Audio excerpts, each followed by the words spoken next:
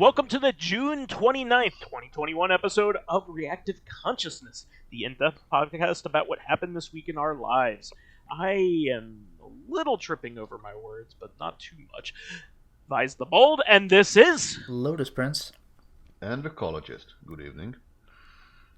The Drakest of the ologists. And we have another beautiful show here for you. Though it is a little meager, but it's okay considering the fact that Reactive was so damn long that we had to turn it into two episodes last week. But you know, sometimes that's what needs to happen. You know, when you have limited run games going full tilt and giving us all kinds of things to talk about. So, but we do have probably the one of the saddest things I've ever had to talk about on Reactive is something that I have to address. I'm not going to go into super detail of the actual events because it's terrifying, and honestly, there's a trigger warning here because it involves self-harm and suicide, unfortunately, but and bullying, but. Probably the most genius, prolific, and talented software emulator developer of the current times has unfortunately passed away. Their name was Nier. They went by the moniker Nier, and in previous years, BU. They are the programmer of Hedgehog, which is the most accurate software emulator of probably any console ever. And the Super Nintendo is not easy to emulate. So without their contributions to... they also have made BeastNES, Hedgehog, and Ares. Their goal was to eventually get to every mainstream retro console you could think of, and it is really a goddamn shame. Apparently, they were a victim of cyberbullying to the point where they were doxxed, and friends of theirs, personal people that they knew, got doxxed because of them. To do harm to them, and they couldn't take it anymore, and it's really sad. I don't have much to say other than that, but I really cannot thank them for their contributions, and I am very sad that we had to have a situation in which we were to lose them, because they contributed greatly to the preservation of the medium, and also contributed a lot of things like translation work. They worked on the fan translation of Bahamut Lagoon that for the SNES that was for Super Famicom rather, that was held in very high esteem, and took a very long time to come about. Apparently, they sussed out a lot of the programming bugs and things that people didn't understand about the Super Nintendo, Super Famicom. And their emulator, I think, is cycle accurate, which is an amazing accomplishment for a software emulator. I don't think there's anything else that is up to that par in terms of that, and especially for a difficult system to do that with, like the Super Nintendo. It's really a shame that the events transpired like this. I really hope that we can look back and celebrate their legacy, and hopefully learn about the things that they contributed, because first of all, they were very young, so it's very, particularly tragic. it really, really is a shame that we have a situation where somebody goes after you in real life for really no reason at all. They were nice people. They weren't inflammatory. They didn't go after anybody. They weren't aggressive. From all accounts, Nier was a very good person, and they were just targeted by very mean people. I'm not going to say by who or from where, because I honestly don't want to give them any attention at all. Because they don't deserve it. Trust me, there will be people who will find these people. Well, undoubtedly, if you this is the internet. I mean, the information is out there. However, I do not think knowing them or where they came from or where to find them is helpful for anybody, other than to stay away from them. I think what happened was particularly very sickening and very sad. Always hate it. Always hate it. Yeah.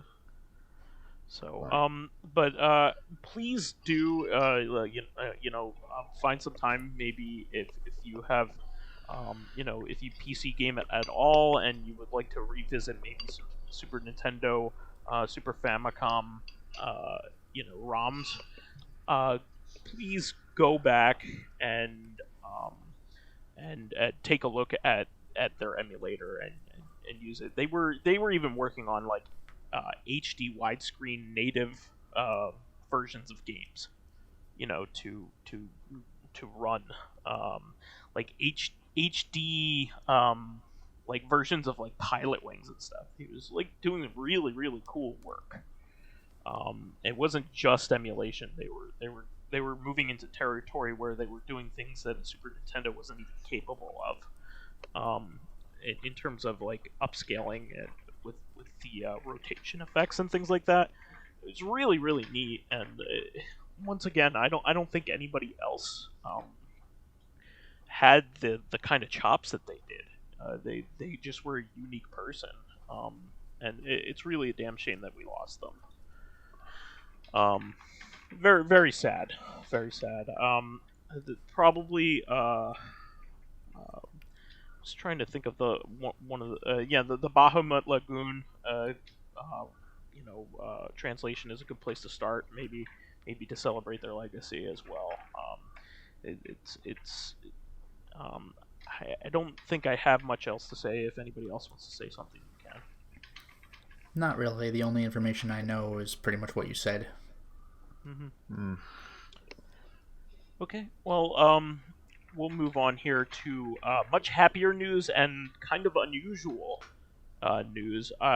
So it came out that NIS America is actually poised to release 4, not 1, not 2, but 4 new Trails games, which is really incredible.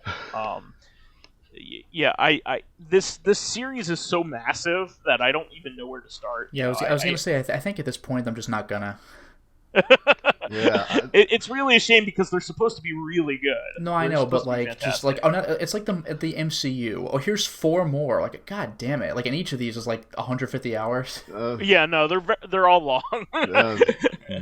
One of the I have a acquaintance who's really into the Trails of Steel games and the full franchise, but I have to quote like Yahtzee on this, like a franchise is as good as in this session on the toilet. Good as it lasts, but if you're going too long, you're going to lose more types of bodily fluids. Well, here's the unusual thing about this news. So, what ended up happening was it came out that Trails of Zero and Trails of Azure were 2 of the ones included in that, and fan translations of those had just been released. These are the 2 cross-bell games that are supposed to be in between the Trails in the Sky games and the Trails of Cold Steel games, and we never received them in the U.S. in any form. and it came out that the fan translation group Geofront made a deal with NIS America in order to use their translation as the basis for the official translation. So does this make NIS the second company to just use a fan translator's translation officially? I believe they were the first. What was it? Exceed was the other one. I want to say Yeah. Exceed, yeah. Although it was still for Falcom games, though. Yeah, but it seems like they once, are basically going to be the second. They are the second group to do this, and honestly, good on them, because we as we know from previous episodes, maybe many years ago at this point, that the undertaking of translating the script for the second Trails in the Sky game was one of the most laborious and terrible tasks that anybody's ever had to do. It's a massive textual-based game. Kind of soul-sucking. Yeah, it was an extremely demoralizing project for the lead on that, and it was something that we are very lucky to have now. And and these games are all still available on Steam and GOG, I believe. And so, but Geofront announced that they are no longer allowing their patches to be public. You cannot download them anymore, but that's okay. It's unfortunate, but the reason makes perfect sense. Yeah, also, it was a big pain in the butt to get an official Japanese copy of those games anyway. So it would have been difficult. You basically needed to pirate it in order to play it.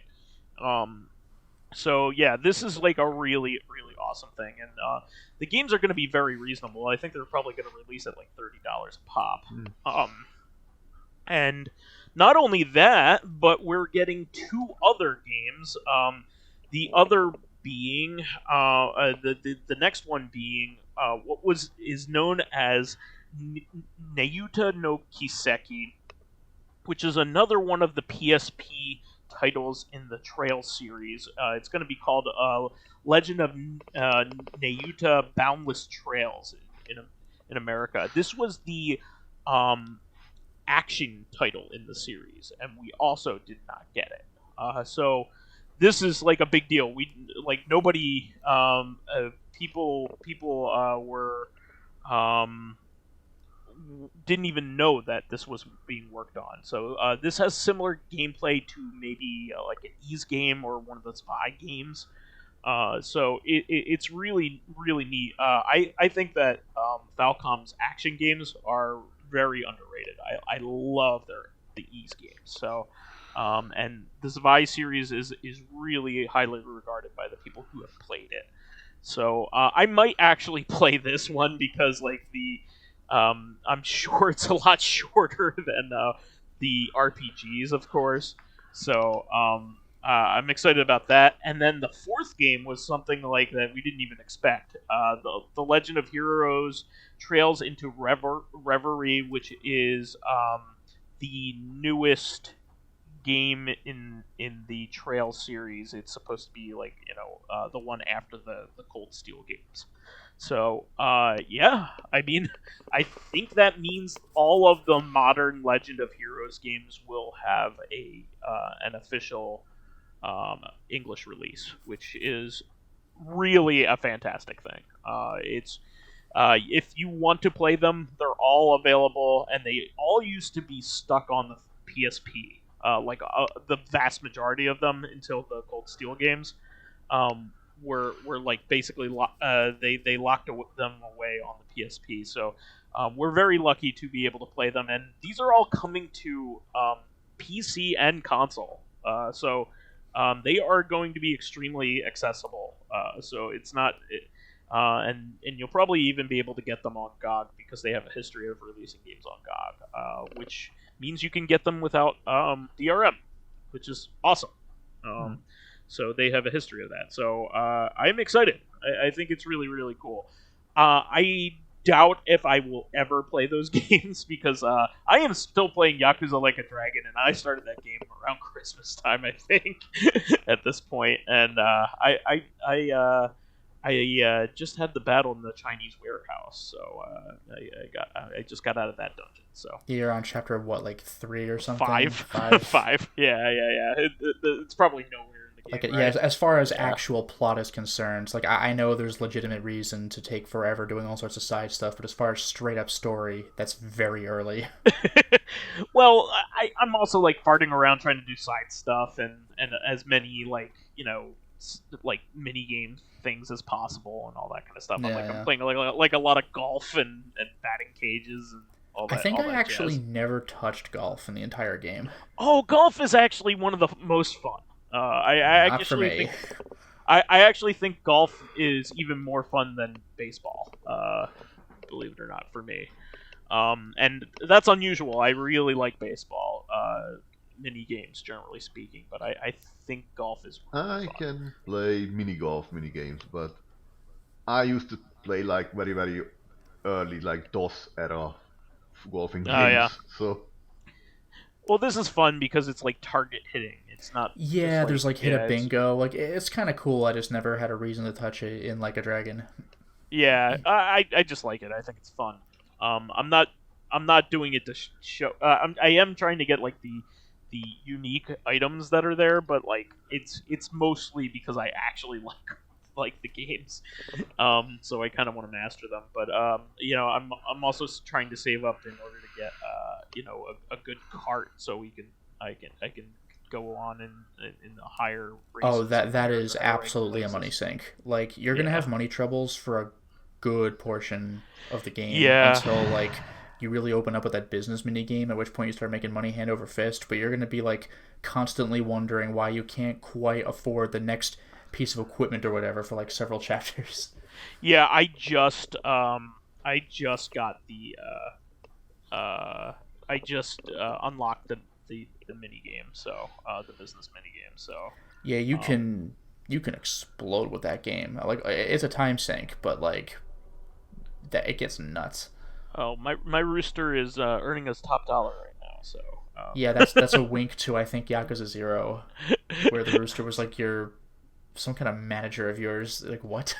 Yeah, and I think I unlocked him as a pound bait, which is awesome. Like you can summon him. Yeah, as it's so stupid. guardian, I love it. Which is awesome. But yeah, I'm very excited. So, but anyway, getting back to news. Lotus Prince, I almost called you by your actual name. Oh my Lotus, God. did you see the official art for The Walking Dead Survivors? I saw the official art for Resident Evil 2 Remake, if that's what you're asking. That's literally what it was. Is that one that looks like the Resident Evil Remake cover? It doesn't just look like it. It is flat out stolen. Well, not only is it stolen, but like the Walking Dead characters were literally like not copy pasted, but literally pasted over the actual Resident Evil 2 Remake cover, because you could see like Leon's gun beneath, or maybe it's Claire's gun beneath whoever the woman. It's like the laziest thing I've ever seen. Yeah, it's literally they put characters over pre-existing like a cover. It's like what, like I said this on Twitter. It's that's stolen the kind of thing poorly.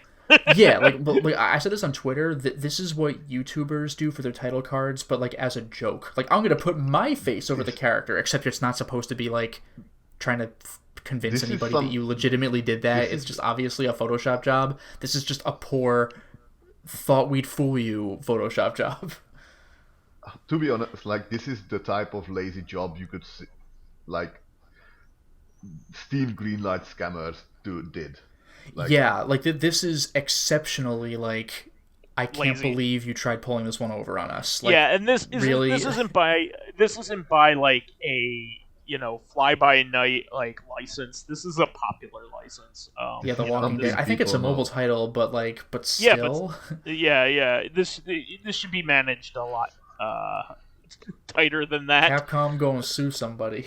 Yeah, it's really bad. I mean, it's not even like like traced over or anything. It's just straight up. This is seriously some DeviantArt. Like, let me put my OC over this pre-established work.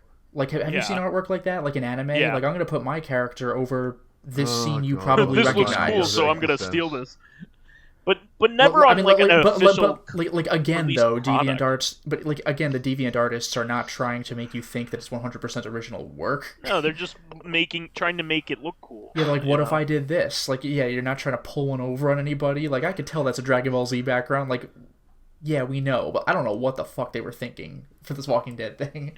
They must have paid somebody really terribly, or just were. But like that isn't worth it for fucking free, except for whoever drew the art, which I doubt is the same person that slapped it onto the Resident Evil 2 remake art. Because if you're gonna draw something, you might as well keep going. Heads are gonna roll either way. Because this is straight up going to be a lawsuit. So, no, that's not good. And I can't wait to hear. Oh, sorry, that was placeholder art. That was that somehow got out. Like, I wonder if this was made by a disgruntled artist who was not getting paid properly. Yeah, I'm going to get these guys into serious big trouble. I'll fuck the whole company over. Yeah, they must have not paid them, or they owe them royalties or some that's some move if that's the case. Oh boy. So anyway, moving on. This was actually something that Lotus broke to me, so I'll let you. Yeah, I mean, this is super quick. Once again, King of Fighters is getting a character that we're familiar with from other games. There's no surprise reveals. It's just like, oh, this person's here too. But we got Vanessa in King of Fighters 15. She's the boxer. She's freaking badass. Oh yeah, a lot of the female characters in King of Fighters are just like really, really cool. They just have wonderful like aesthetic. Her animation's great because she just punch combos. She beats the shit out of you. Like this is a weird reference to make because King of Fighters is way more well known. Well, I don't know about well known, but way more, I guess, like established. It's a longer running series with characters people recognize, I think, than Disgaea, except for like Disgaea 1. But like the main character of Disgaea 2, Adele, he's just like male Vanessa. What if Vanessa were a guy? Like that's literally it. Like, the aesthetic is 100% the same, down to the red hair. So, if you're more familiar with Disgaea 2 for some reason than KOF, Vanessa's a male Adele, or a female Adele. There you go. I contextualized it for you. Nice. But, I'm really looking forward to KOF 15. I mean, SNK games are always exciting before they come out, so I'm really looking forward to it. The animations are just gorgeous, like, every single time. Yeah, their character designs are unrivaled. I tend to like them even better than Capcom's, which I hold in high esteem, but they just the art on the SNK end is just so good. Although it's really come to the point though where you got to give a shout out to like the Guilty Gear stuff because they've always been about bombastic, like sick animations, but. Have you seen Strive? Like, every time a Guilty Gear game comes out, they're like, it can't get more beautiful than this. They've hit their peak, and then they're proven wrong with the next game. Well, I mean, it's completely different. I mean, like, SNK tends to have really modern, kind of looking, striking character art, but Guilty Gear tends to be very geometric and very flashy. Extremely flashy. Yeah. Lots of buckles, lots of zippers. Oh, I didn't mean that. Oh, sorry. I was referring to animations, but yes. But, yeah. But in terms of animation, you're not going to get better than the Arc System guys. They are the kings. Nobody can beat them, honestly. It was one of those things where like people didn't know that they were working in a 3D engine. But all of a sudden someone does an overdrive and they start moving in all sorts of directions and you're like, what? It's like the most shocking reveal. It's like secretly a 3D game the whole time. I mean, a lot of things are. Even Shovel Knight's a 3D game, actually. A lot of people don't know it. Because it doesn't display that way. But if you actually look at it in like the tools because it's made in Unreal for scalability, so they can put it on a lot of different systems. it's actually made in 3D. It's just that it doesn't show up that way. It doesn't appear that way. So it's think like pretty cool. If you know Dead Cells, the game. What's that? Dead Cells. I haven't played it, but I'm aware of it.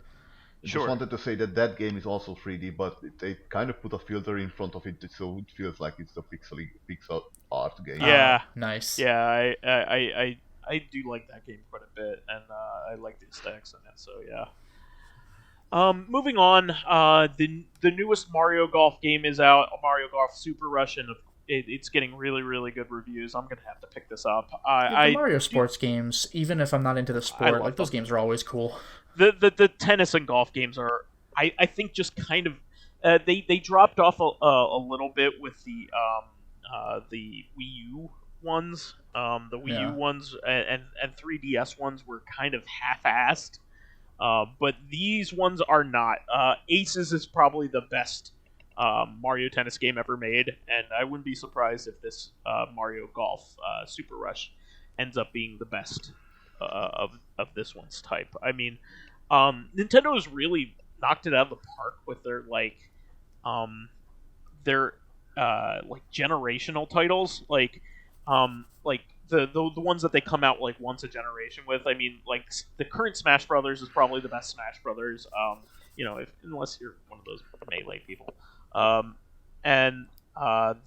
Mario Kart 8 Deluxe is widely considered to be the best Mario Kart game ever.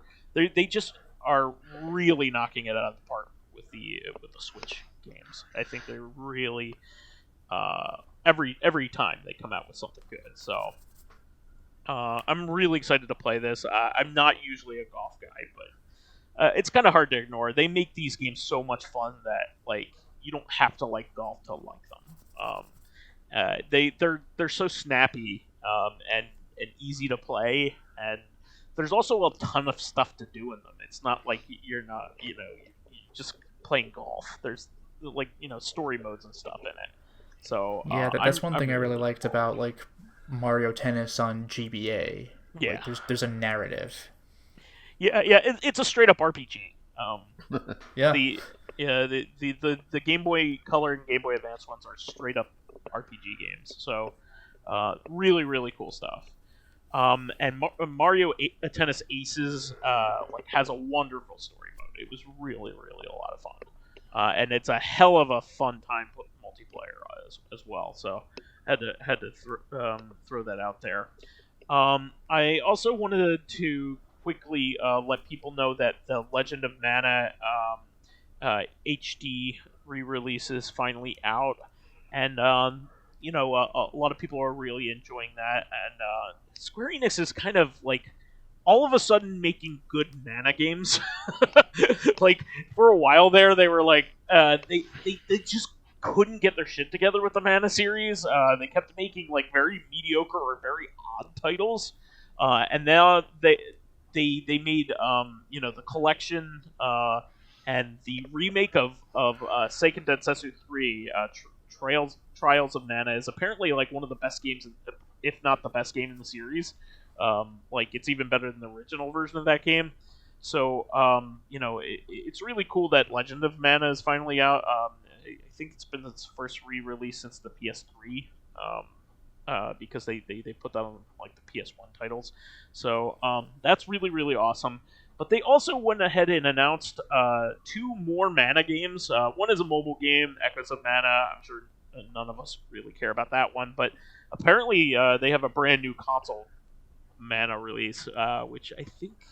Really? I don't think there has been an original console Mana game since Dawn of Mana for the PS2?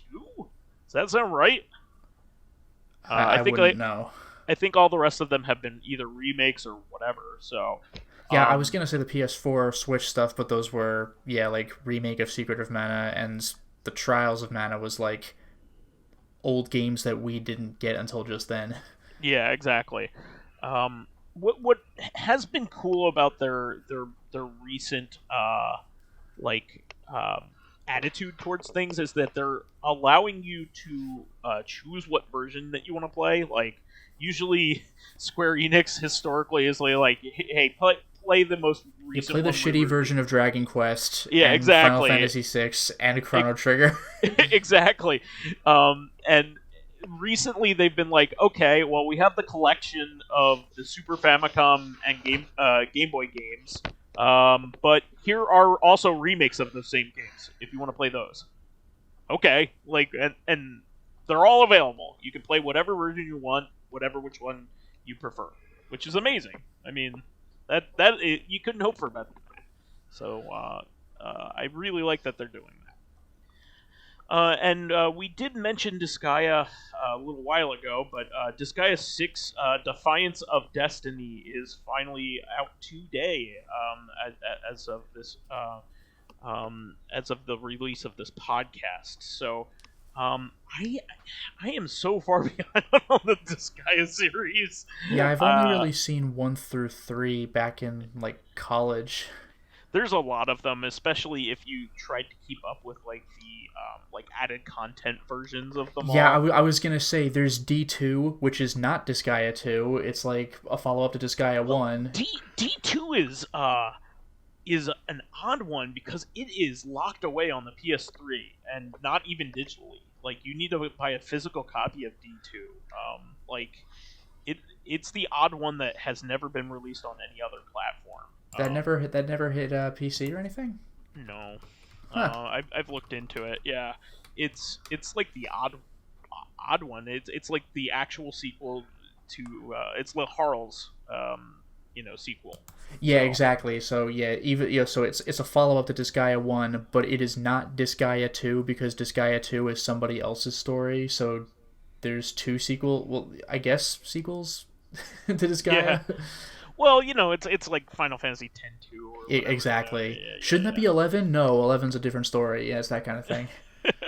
Well, I think the one that has the most at this point is Final Fantasy 13 has three games. Yeah, 13, 13-2, and then Lightning Returns Final Fantasy 13. Yeah. As far as I heard, they were not the best games. I actually hear that the sequels are better than the actual 13. But like, it's only for if you really like the mechanics of 13, which is they're kind of unusual. So yeah, it's one of those things. But yeah, Disgaea is a fantastic series. I mean, if you if you want a humorous take on the strategy genre, that's the place to go. Yeah, and even though each story exists in a vacuum, there's still like the meta degree of the games building on each other. Like in the post game, you can at least in Disgaea 2 and 3, you could unlock Laharl as a playable like post game character. Because remember him?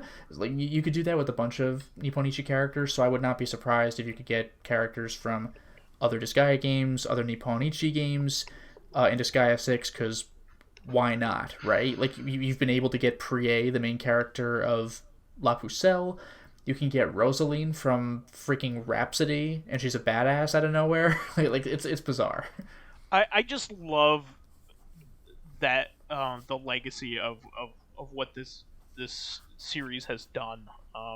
Because like when the original one came out, it was a cult hit.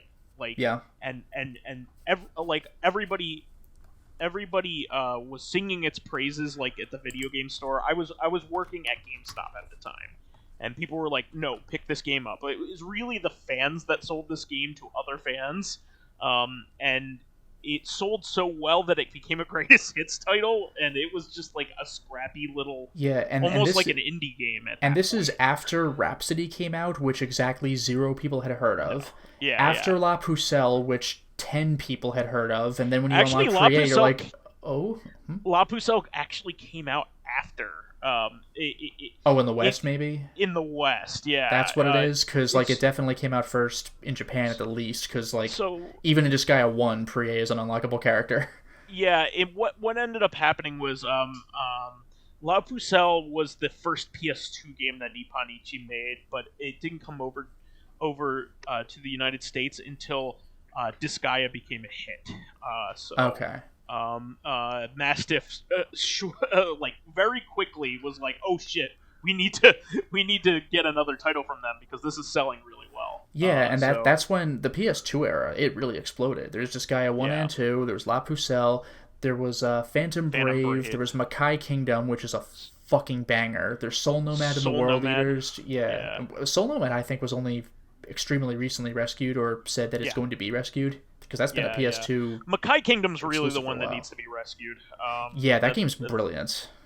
But like that might be. I mean, we'll see how it works because that has like English voice acting. Well, I guess they all do, but that had like Crispin Freeman in it. That this day and age, they would be one of the major physical publishers, like in America. Like, they were pretty unknown back in the day until people started figuring them out. Many companies producing physical copies like directly of their games. Like, you know, you have like indie houses like, you know, the super rare games and the limited runs and all those. But those aren't their own games. Those are other people's games. Yeah, but like they're up there with like, you know, Capcom putting games on shelves. You know what I mean? Like, yeah, that's freaking wild.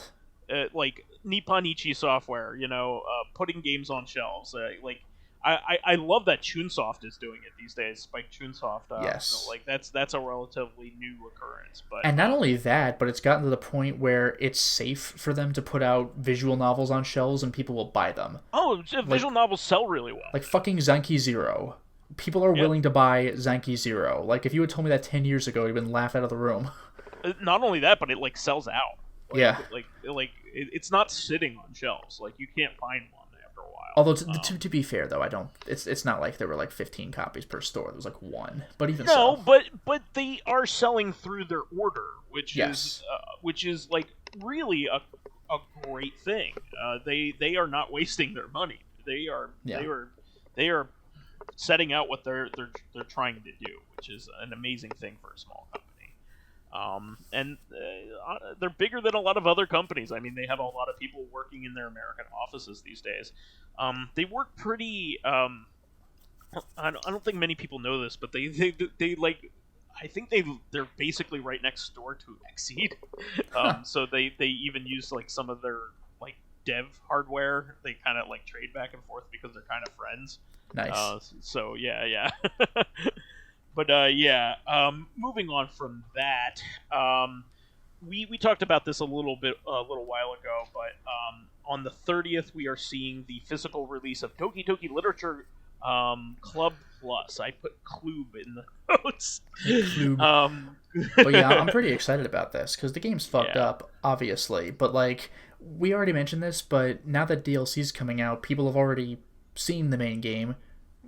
There's not a twist anymore, so where do you go from there? So people are guessing, lean into it, make it fucked up. So I'm curious. Yeah, I'm really excited, and that's I got a feeling that it's just straight up going to be the straight like romance novel, visual novel, dating sim, whatever.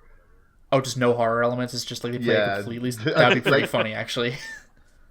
It's not. It would be a logic. Like it would be a gotcha moment, but it can't. You can't put the genie back into the bottle. Go in the opposite direction, right? Yeah. Okay. So my prediction was just overtly make it a horror game. Your prediction is troll everybody by like dialing it back.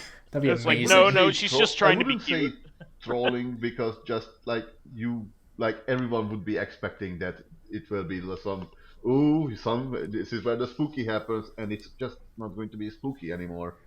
Yeah, people are going to get mad, but that would actually be very amusing. Like, conceptually, it's great. Yeah. I don't know about, like... Like, in retrospect, like, oh, they got us. It's like reading the fourth Hitchhiker's Guide to the Galaxy book. Like, conceptually, oh, what a card. But, like, when you're reading it, you're like, fuck you.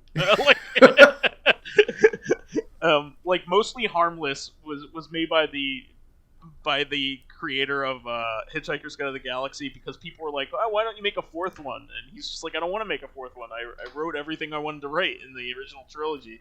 So he wrote a book that completely wastes your time. Like, nothing of any value happens in it to the characters, and the thing that they are trying to figure out is actually answered in the first book. Oh, nice. You know what that makes me think of, like to a lesser extent, because it's not years worth of books of this. I've talked about this to you before, but that scene in The Big Lebowski where he realizes that there's been some sort of note written on a stack of paper. So he does that thing where he does like a pencil rubbing on the top piece of paper, because like when you write on the stack, you impress a little bit onto the next sheet.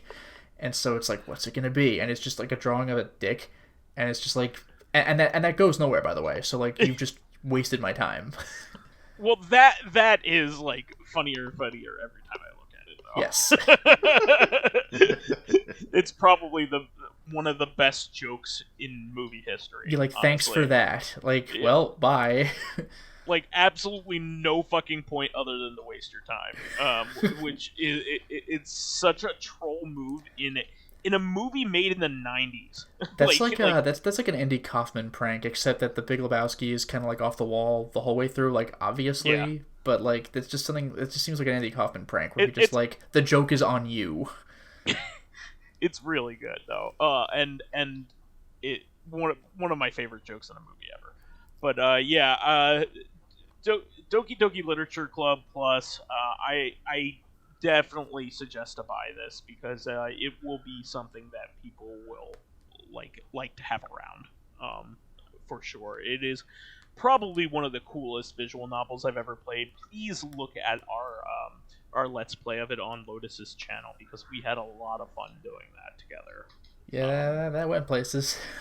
No, I really, really enjoyed that. Moving on from this was a big surprise. So Arcade Archives, which is the series of games that are being emulated by the Hamster Corporation on PS4 and Switch primarily. They're basically the ones that have been making like the Konami arcade collection and a lot of these arcade archives that I've been talking about lately. But they announced that they're putting out the original Raiden, and I'm really excited about that. They are finally getting into modern, like early '90s arcade games, which are my favorite. I mean, more than likely because that's when I grew up. Yeah, exactly. I was gonna say like, I myself also tend to prefer the '90s stuff, but if we had been born 5-7 years earlier, we would have probably leaned more into the '80s stuff. Well, I don't know entirely if that's it. I am biased, but there's also another good reason. It's the heyday of arcade games. That is true. After that, except for Space Invaders in Japan. our arcade games definitely started to wane after like the early 90s, once video game systems started catching up. Once they got out of the early 3D era, I would say that like arcade games really never really recovered. Because like they can only really give you a spectacle now. Yeah, I was gonna say you gotta have feelies like the light guns or something. Exactly. I mean, even at home you can have light guns theoretically, but like, I don't know, like the driver's seat for the cars or whatever. Yeah, I mean, playing Time Crisis 5 at home with 2 pedals and a gun. Yeah, you're not playing Time Crisis 5 at home, unfortunately. Yeah, two pedals and a gun for each person playing, and a screen for each person playing. I mean, yeah. But like, I think that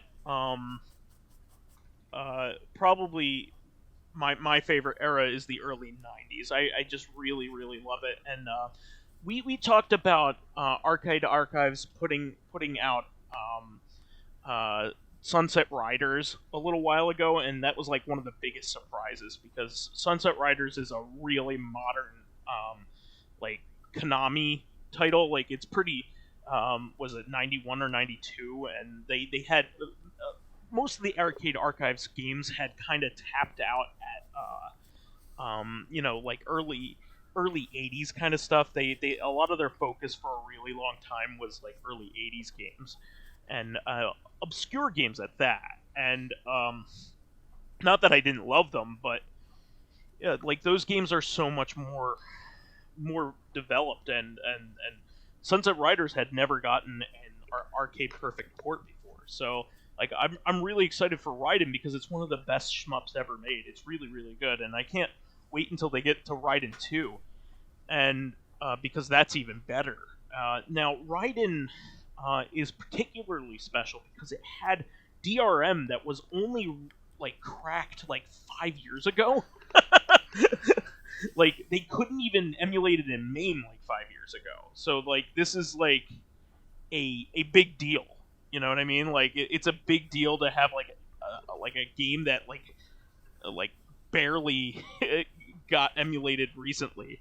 It's that's pretty recent in terms of the emulation scene, 5 years. So I'm just really excited. I think it's going to be really great. I don't think the original Raiden has seen the light of day since was it PS1? I think PS1 was the last time that Raiden was published in an official capacity. Ever since then, it's kind of unusual because Raiden's still a series that is still being produced. Unusually enough, I think it might be our longest running like mainstream shmup series. Raiden 5 was a Xbox One exclusive for a while, so I just think it's pretty awesome that this is the case. It's just really cool. Also, we got some more basic info about Sonic Origins that is shaping up to be like really, really neat news about Sonic Origins. So they confirmed that Sonic Origins will be a native port. It is not emulation of the original Sonic games. They are like from the ground up. You know what a true Sonic Origins would be? Radmobile. The Radmobile, just like the dangling.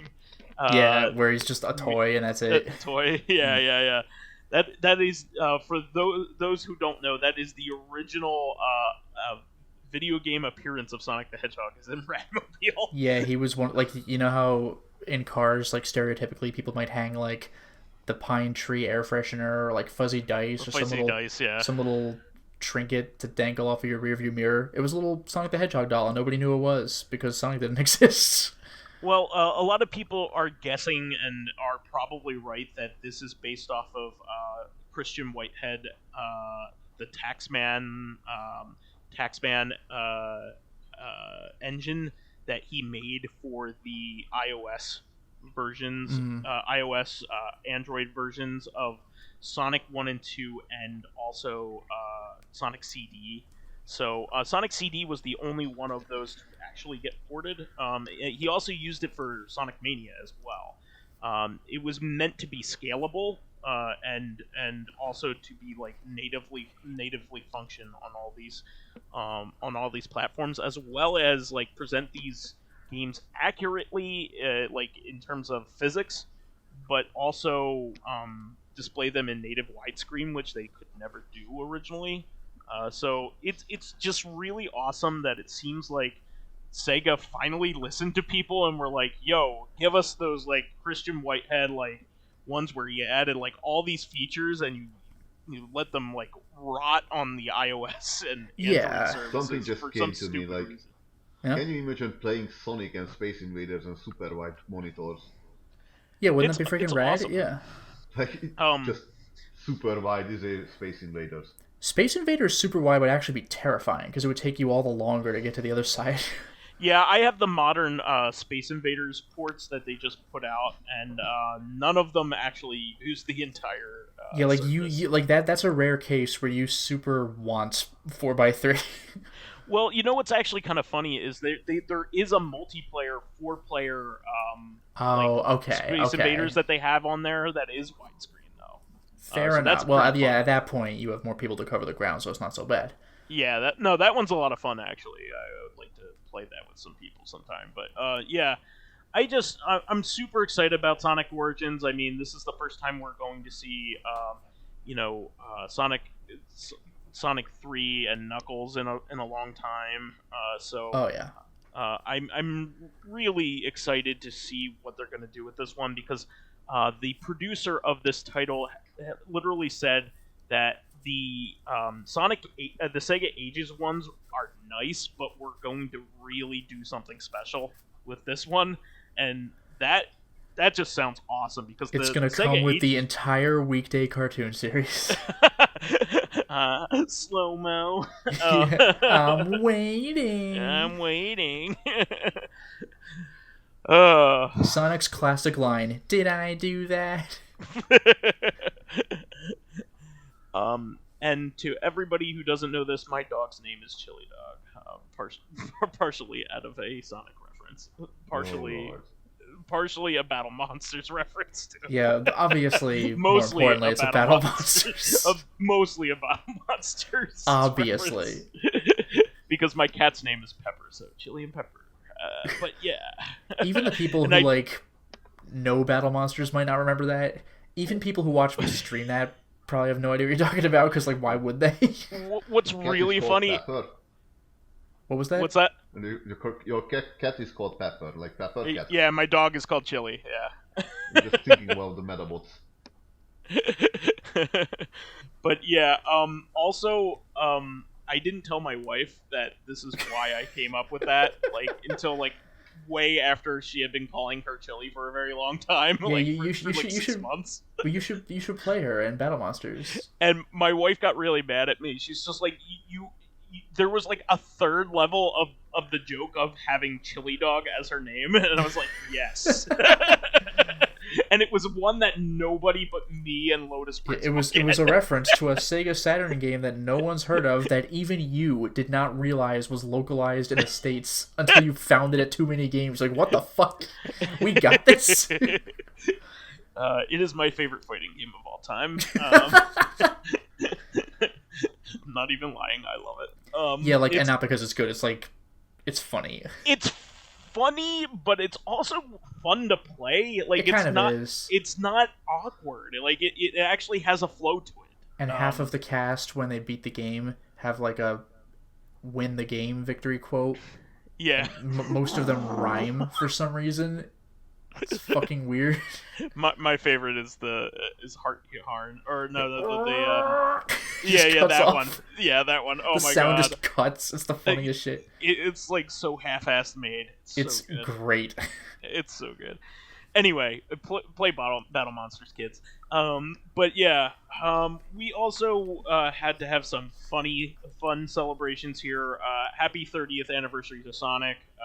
Since we just mentioned him. Sonic has been a big part of both Lotus and my life.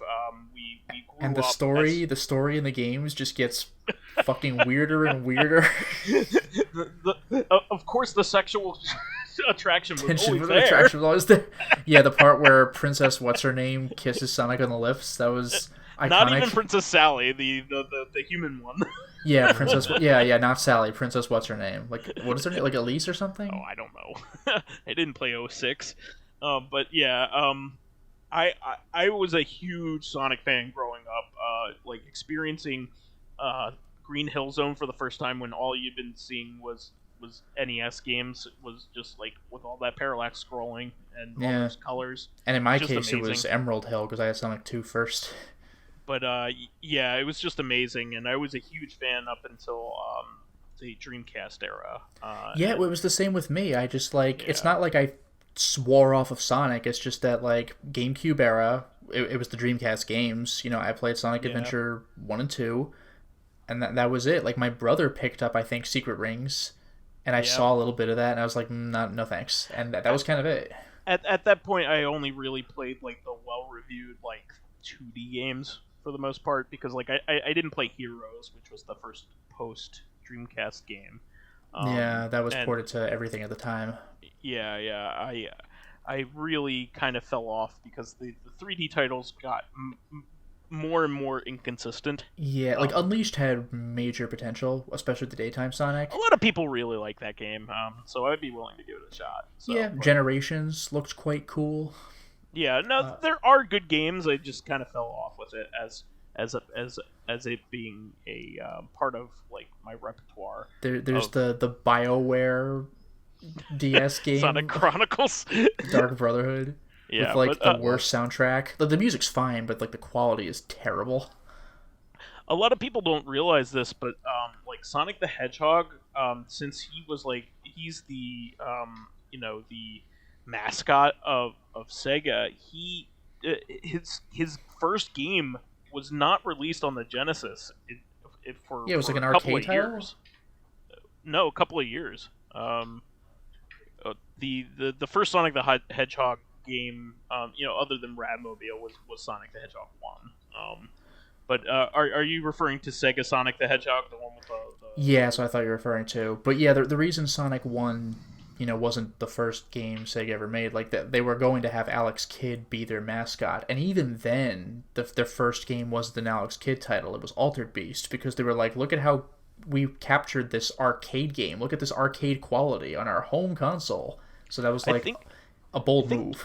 I think even the Genesis Alex Kidd game came out before the original Sonic did. Well, probably, yeah, because again, he was going to be the mascot until he wasn't. Yeah, so like I think the Genesis had been around for a year or two before Sonic came around. So a lot of people don't realize that. He was like the new kid on the block kind of thing. But he was the cool kid on the block. Yeah, he was Donnie Wahlberg. Yeah, but anyway, but also happy 25th birthday to the N64, the very divisive console. You either really love it or you really hate it. There are some people that only play N64 games to this day. Like there are people in Lotus in my generation that that is what they played when they grow up, and that's what they want to play when like friends come over and want to play video games. Like it does have some very good multiplayer friendly video games, to be fair. Yeah, I mean the N64, Bomberman 64, GoldenEye 64, like fantastic. Even Conker has a surprisingly entertaining multiplayer mode. I think it's just like Mario Kart was so big. The original Smash Brothers was so big. Diddy Kong Mario Racing Party was OG Mario Kart, but better. Or not OG GoldenEye. Mario Kart, Mario Kart 64. Yeah, GoldenEye is the obvious one. That like 4-player multiplayer FPS on a console, really? Yes, really. Yeah, to this day you could find 30-somethings wanting to play that after a couple beers.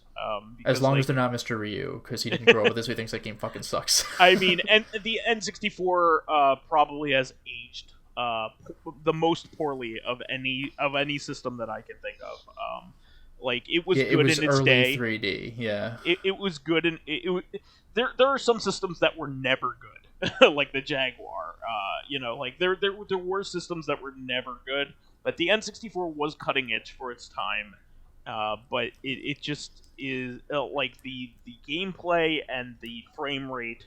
Yeah, like there are some games especially. that hold frame rate's pretty rough. It's like 12 FPS in a lot of games. Like there are games that like really do hold up, but if you ever go back to like Ocarina of Time, it might not be quite the way you remember it. It's a lot slower than you might remember. Yeah, I would say that Majora's Mask is a much. I would actually tell you to play the 3DS versions of both of those games. They're actually like much improved. In fact, they should rescue the 3DS versions and put them on the Switch because what they did in those games to improve them is actually like really good. It makes me not ever want to play the original versions anymore because they did some really nice graphical improvements, even though they're kind of minor on surface level, but they helped improve the frame rate and the controls and just they modernized a lot of the stuff in Majora's Mask, especially for quality of life. Like keeping track of your missions and things like that is a lot easier on the 3DS version. But like if you have to go back to anything, I mean, Star Fox 64 is one of my favorite games ever. I really love that game. Mario 64 is still a fucking classic. I recommend playing the Switch version because the Switch version is really good of that. And actually, Star Fox 64 made it onto the 3DS with some graphical enhancements as well. So, except it's obviously a terribly inferior version because it says, "Hey, genius, I'm on your side." So 0 out of 10. He doesn't say do a barrel roll. What? He- What does that he have to still do with say, anything? Do a barrel roll? Well, no, of course, but I'm talking about, hey, Einstein, I'm on your side. Oh, doesn't say Einstein anymore. Nah, because No. they're like, Einstein exists in the Star Fox universe, and then the 3DS version came out, and he says genius, and they're like, yeah, but I grew up with Einstein, though. That's funny.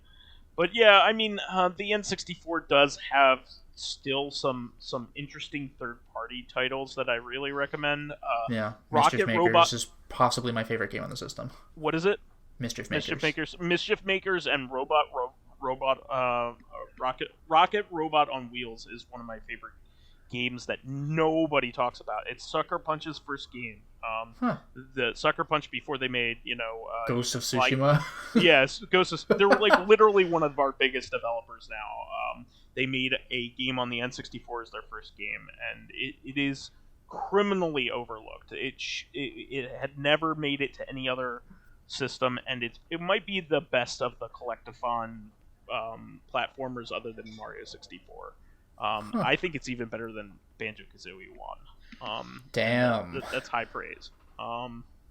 It's really good. I mean, it's certainly better than Donkey Kong 64, which is when Rare really gave up by that point, if you ask me.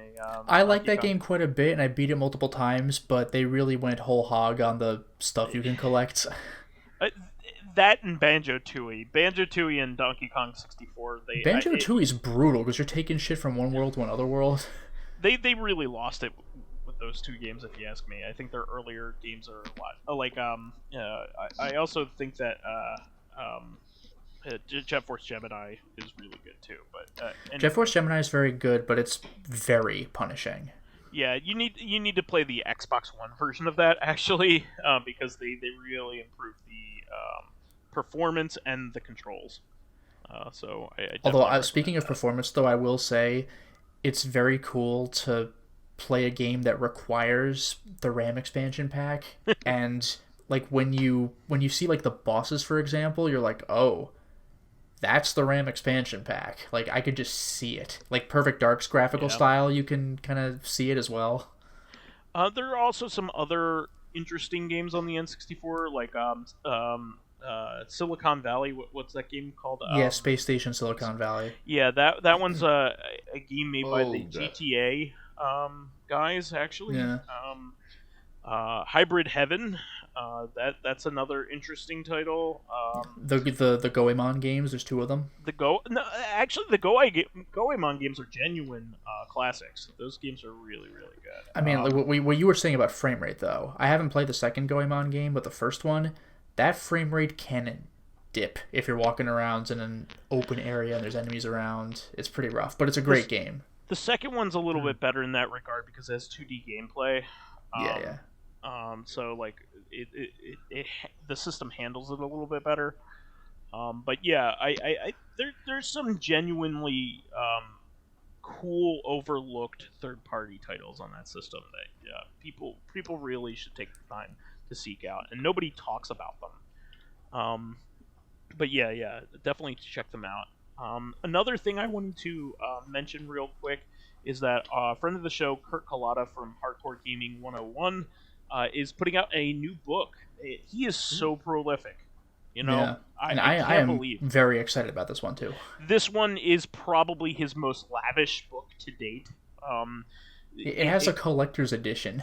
Yeah, I'm not getting it, but I'm not either because I don't care about the feelies. Yeah, but like, it looks good. It's got that cool slipcover. If it weren't, the base edition is expensive, but it is worth it. Like it's a really nice hardbound edition. Yeah, lavish. I don't think he's done a hardbound before. He's done like 100,000 books. I don't know if he's done a hardbound one. He did one previously with the obscure Japanese game one, but was that hardbound? Mine is. Yeah, obscure Japanese video games. I might be thinking of the HG 101 like Japanese game obscurities or something. I think that might have been paperback. Yeah, this is made by the same people. This new one is going. Okay, because like the one I'm thinking of has like Oh, this is gonna piss me off. What's that game where you're I the think I the gave girl you who goes this one. fishing? Yeah, Umahara Kawaze. Yes, Umahara Yeah, Kawaze. that one's hardbound. Oh, okay. Yeah, Well, if that's the case, I have it and just forgot that it was hardbound. I gave you that one. Yeah. But this is his second hardbound one, but it is lavish and beautiful. It looks great. It does have to be ordered from Europe, but it is going to be worth it. It's just the quality of printing, and his coverage of titles is unrivaled. It the is. amount of detail. Yeah, comprehensive to the nines. Yeah, exactly. He of course is not the only person writing the book. Of course, he's the the main writer and editor of it. But please seek this out. It's a guide to Japanese role playing games. I am super excited to get it. I have. It has every one of 3D his Game books. Heroes, baby. Yeah, I have every one of his books so far. But Yeah, same. This one I am most excited over. Yeah, I even got Wrestling with Pixels, and I'm not into wrestling. But Yeah, me the history too. of the games is cool. The Wrestling with Pixels might be the most comprehensive video game book I think that exists. There's way too many wrestling games. I think it might have every single wrestling game ever made in it, or close to it. I've never seen a book that comprehensive, especially in a title that has literally hundreds of titles in it. And the very back of the book has honorable mentions to like Tiger Electronic stuff and shit. Like they really went all out. Yeah, the only other one that I can think that rivals it is his adventure book one, which is his first book, which is like a tome. That thing is massive. It is like the very definition of a bathroom reader. Like it is so big that you could like reading it from start to finish would take you a very, very long time. Yeah. At these days, it is not as comprehensive because like it doesn't have because it came out 10 years ago at this point. So and point and clicks have become like the retro point and click scene has become more in vogue. So there's a lot more of them now. Yeah, but I think he pretty much had every title that you could think of. I can think off the top of my head of like one title that he was missing. Yeah, and he even had like major Japanese visual novels up until that point as well, and obviously that would take many books on its own at this point, because there are just so many that are worth your time even right now. Like let alone like ones that you could just play for the hell of it. So like there are so many bona fide classics in that genre now. So it's pretty awesome. Also, just this was I just thought this was really cool. I don't know how to pronounce his name, unfortunately, but I'm gonna try. Matcha Kobus is working on a new GameCube M2 loader, is what they're calling it. So there was an optical drive emulator made for the GameCube by Citrus 3000 PSI that turned out really, really well. It's the GameCube SD loader, but you do have to take out your disk drive for it. This guy is working on one that actually attaches to your system via the Ethernet port in the bottom, so you don't have to remove any hardware. It's plug and play. I just thought that was really cool, especially if you want the ability to play your discs. So I just thought that was really neat. And final thing here is I just quickly I already mentioned this before and kind of gave him his own send off, but Conan O'Brien's been my absolute favorite late night comedian ever since I was in high school, and his final show aired last week. I just wanted to say how much I really enjoyed it, and then have enjoyed his brand of comedy over the years. I think he might be he's also a fantastic human being, and a lot of his a lot of his personality and true nature shines through in his comedy and his work, and that all the while makes it really good. I mean, he actually came out on the Howard Stern show. Howard Stern actually interviewed him, and Howard Stern said that out of all the interviews he's given, and Howard Stern is considered to be like the top, one of the best interviewers of all time. Yeah, he's been doing this for like what, decades? But his modern day interviews are considered to be some of the best interviews of all time, by a lot of people, and just because he gets all kinds of truth out of them. But Howard Stern said that his favorite interview that he ever gave was to Conan O'Brien, because Conan admitted on air that he had really, really bad depression, and he had never admitted it on air before. And he shared it with people, and it was a surprise to a lot of people, because he's been so successful, and he also brings joy to a lot of people. Well, I mean, that's how they get you every time, right? Depression doesn't care how successful you are. No, it really doesn't. Like Robin Williams had depression. I mean, I do. Yeah, right. I just, it's really one of the most heartfelt things is hearing him talk about it, and also he brought it into his career. He actually has talked about it frequently now, and also in his podcasts and stuff like that, also advertises like self-help services and things like that, to help other people that are trying to deal with the same problem. And I really have to commend a not only super talented person, but also somebody who is very relatable on top of it. An extremely relatable human being, even though he how successful and how funny and how talented he is, he's also still just like one of us. So it's I don't think there's anybody else like that for me, because of how much passion he puts into it, and also his brand of humor just syncs up so well with mine. He's just the right kind of smart and silly at the same time. So I really recommend that last episode, because he basically thanked everybody who's been a major contributor to his career in the three talk shows that he's had over the years, late night talk shows that he's had over the years. He started off in late night with Conan O'Brien as a replacement for David Letterman. He is now good friends with David Letterman.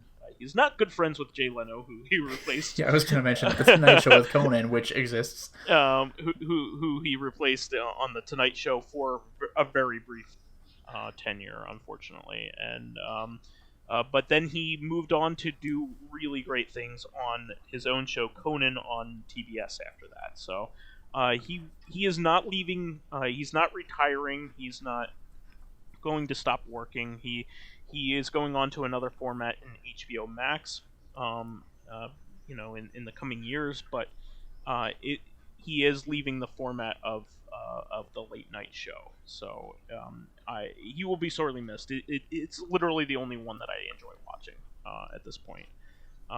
Not saying that Stephen Colbert is probably the only other one that I would watch if I had the time, but even that is not as special to me as Conan is. So well, also because he's had to become a lot more sober, because like he's not a caricature like in the Colbert Report. Yeah, the Colbert Report was something special because it was such a great that entire show was a shitpost. It was a shitpost of Fox News. Essentially. So that was the thing. Like the Daily Show with Jon Stewart would make fun of Fox News every so often, but the Colbert Report was like satirizing it with its like entire existence. Like he even had he had people that would go on Fox News would go onto his show not knowing that they were the butt of the joke. Yeah, and if you never watched The Daily Show, like if you were not a fan of The Daily Show and you decided to tune in to the Colbert Report for the very first time, like, oh, a new show, I guess, on Comedy Central, for the first couple of weeks, I think people like weren't sure what kind of show it was, because like it was a little hard to tell at first. Even though his word of the day, his first word of the day was truthiness, which wasn't a word that should have been a red flag, but like, it's still like, like biggest threats, he would have like all the Fox News talking points, like immigrants and things like that, and then he would get to bears. Bears would be number one. Yeah, bears is number one like every time.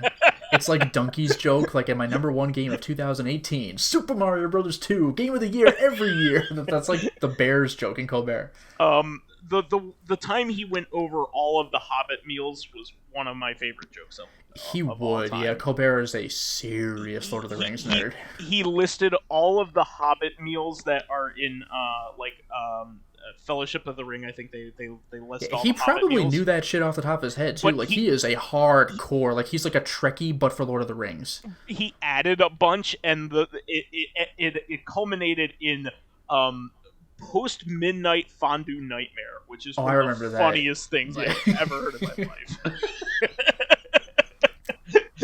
That was fantastic.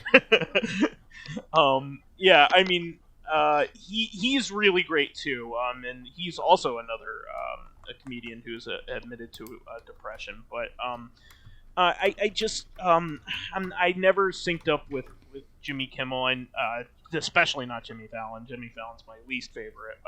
James Corden,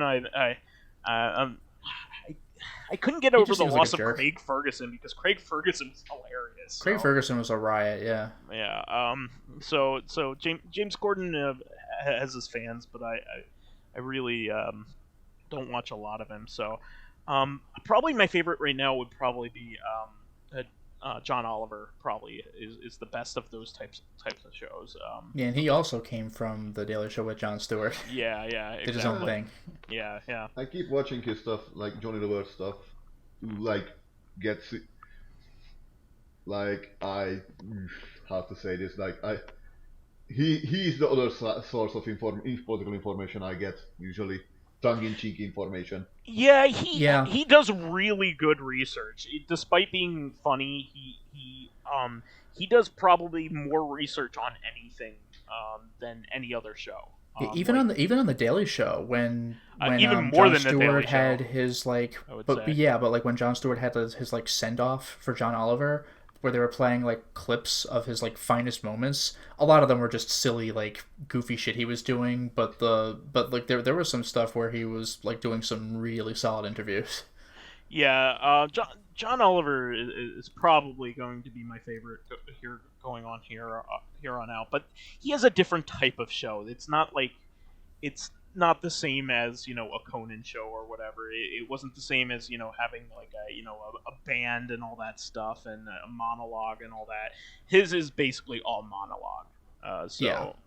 It's a different format. But Conan will be sorely missed. But he has probably one of the most popular podcast networks that exist. His podcast is amazing, and like everybody who has a show on his network is amazing. He has Nicole Byer is on there, and she's just hilarious. One of my wife's favorites as well. So, you could still find him. He's not going away. He's just not doing this anymore. But I have to say how much I love him though. Anything else that you guys want to address before we wrap things up for the night? Yeah, Ultra Kill had an update. What was that? Ultra Kill had an update. Ooh, what did it add? It's a new episode added to the game. This time it's on the Hell layer of Greed. And that's always fun. Do be prepared. Ultra Kill is one of those games that just requires such skill to play. It is basically the Dark Souls of boomer shooters. It is... No, Dark Souls is a slow plodding, methodical game. This is Devil May Cry on music.